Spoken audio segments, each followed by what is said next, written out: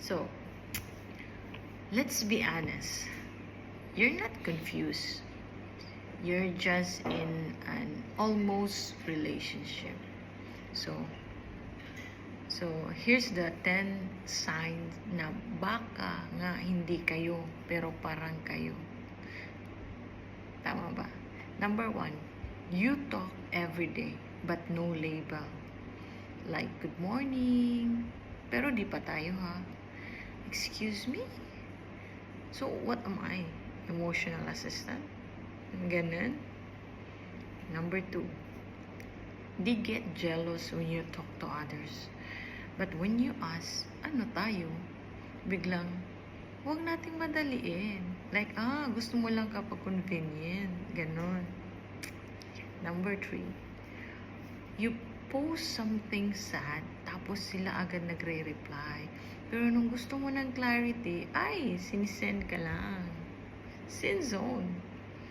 Number 4, they introduce you as close friend. Ha, besh, close, where? Oh my God. Number 5, when you stop replying, they panic. Pero pag consistent ka naman, sila man naman yung nawawala. Like, ano to, hide and seek?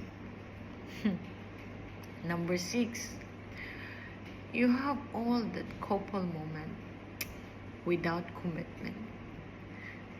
Well, that's not love. That's unpaid internship with feelings. Number 7, they say, I'm not ready for a relationship. Oh. But 2 weeks later, may jowa na. Aba, biglang nagka-mental readiness agad.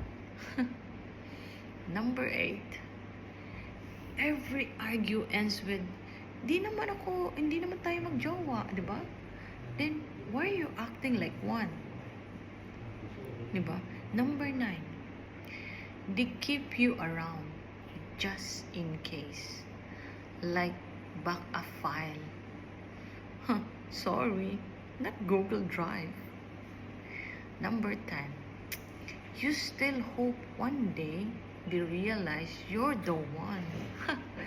But the truth is, they already did. They just don't care enough. So, yeah, if 3 or more of this sounds familiar, congratulations, Besh! You're in an almost relationship.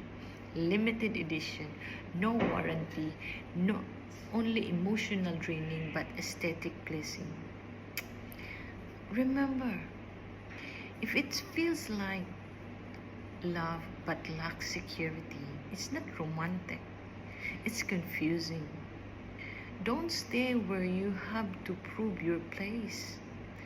The right person won't make you question if you belong. Okay? Ciao.